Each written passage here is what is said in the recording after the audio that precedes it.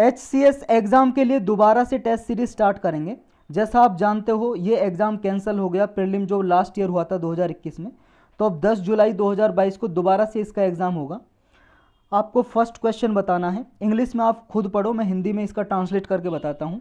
जब भी सेंट्रल या स्टेट गवर्नमेंट के बीच में कोई विवाद होता है, डिस्प्यूट होता है, तो सुप्रीम कोर्ट के पास जाता है डायरेक्टली। इसके सेंट्रल गवर्नमेंट या स्टेट गवर्नमेंट या दो स्टेट गवर्नमेंट के बीच में जब भी कोई झगड़ा होता है तो वो हाई कोर्ट में नहीं जा सकता, वो सुप्रीम कोर्ट में जाता है डायरेक्टली। तो सुप्रीम कोर्ट के कौन से जुरिस्डिक्शन के अंदर ये आता है? एडवाइजरी जुरिस्डिक्शन के अंदर आता है क्या, अपेलेट, ओरिजिनल या कॉन्स्टिट्यूशनल जुरिस्डिक्शन? इसका सही आंसर है सी, ओरिजिनल जुरिस्डिक्शन के अंदर आता है ये। नेक्स्ट आपको क्वेश्चन में बताना है, हाई कोर्ट के जो मुख्य न्यायाधीश होते हैं चीफ जस्टिस, अगर वो एडमिनिस्ट्रेटिव कैपेसिटी में काम कर रहे हैं, जैसे मान लो एडमिनिस्ट्रेशन में कोई सिविल सर्वेंट होता है, जिस तरह से वो काम करता है इसी तरह से चीफ जस्टिस काम कर रहे हैं, तो उनका कौन किसका बात माननी पड़ेगी? ही सब्जेक्ट टू। आपका फर्स्ट ऑप्शन है जो हाई कोर्ट होते हैं, हाई कोर्ट के जज जो होते हैं वो दूसरे जज, उस जज को छोड़ के, चीफ जस्टिस को छोड़ के दूसरे जज होते हैं जो हाई कोर्ट के उस स्टेट में ही, उसके रिट जुरिस्डिक्शन के अंदर आएगा ये। या फिर जो चीफ जस्टिस ऑफ इंडिया हैं, हमारे इंडिया के मुख्य न्यायाधीश जो होते हैं, उसके पास स्पेशल कंट्रोल पावर हैं कि वो डायरेक्ट कर सकता है chief justice of high court को उस केस में जब वो एडमिनिस्ट्रेटिव कैपेसिटी में काम कर रहा है। या गवर्नर जो होता है उस स्टेट का, राज्यपाल, उसकी डिस्क्रेशनरी पावर होती है ये। या फिर जो चीफ मिनिस्टर होता है उसको इसके रिगार्ड में स्पेशल पावर दी हुई है कि इस केस में वो चीफ जस्टिस है जो हाई कोर्ट का, उसको डायरेक्शन दे, उसके हिसाब से काम करे। तो किसके हिसाब से काम करता है आपको बताना है। इसका सही ऑप्शन है सी। जब भी वो एडमिनिस्ट्रेटिव कैपेसिटी में काम करेगा, जैसे मान लो सिविल सर्वेंट कोई काम कर रहा है, इस तरह से कोई काम करेगा, कोई पॉलिसी को इम्प्लीमेंट करेगा, योजना को इम्प्लीमेंट करेगा, तो उस टाइम पे उसे गवर्नर की बात माननी होती है, गवर्नर से प्रायर परमिशन लेता है, तब वो काम करता है। नेक्स्ट क्वेश्चन में आपको बताना है, हमारे संविधान के अनुसार जो डिस्ट्रिक्ट जज है, डिस्ट्रिक्ट जज के अंदर ये कौन कौन सी टर्म इंक्लूड होती हैं और कौन सी नहीं होती। आपको बताना है कौन सी इंक्लूड इसमें सम्मिलित नहीं होती है। ए है आपका चीफ प्रेसिडेंसी मजिस्ट्रेट, सेशन जज, ट्राइब्यूनल जज या chief justice of A small court. इसका सही आंसर है ट्राइब्यूनल जज।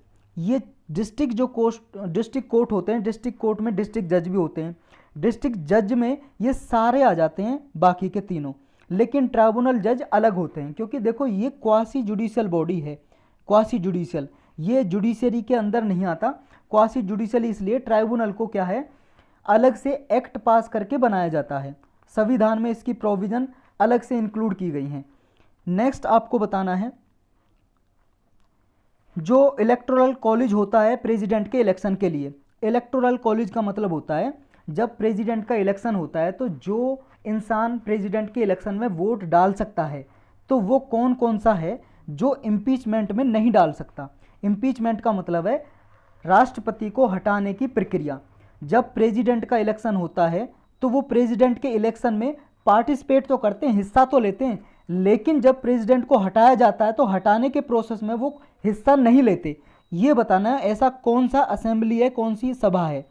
लोकसभा के मेंबर हैं क्या, राज्यसभा है, स्टेट की लेजिस्लेटिव काउंसिल है यानी कि विधान परिषद, या राज्य की विधानसभा स्टेट लेजिस्लेटिव असेंबली। इसका सही आंसर है डी। देखो जब प्रेसिडेंट का इलेक्शन होता है तो इलेक्टेड मेंबर होते हैं लोकसभा, राज्यसभा और स्टेट लेजिस्लेटिव असेंबली के, ये पार्टिसिपेट लेते हैं यानी कि हिस्सा लेते हैं प्रेसिडेंट के इलेक्शन में। लेकिन जब इम्पीचमेंट होता है, हटाने की प्रक्रिया, उसमें केवल और केवल लोकसभा और राज्यसभा के सभी मेंबर भाग ले सकते हैं और बाकी कोई नहीं ले सकता। नेक्स्ट आपको बताना है what is the system of governance in the Panchayati Raj setup. Panchayati Raj जो सेटअप है, पंचायत के इलेक्शन जो होते हैं वो किस तरह का सेटअप है, ये आपको बताना है।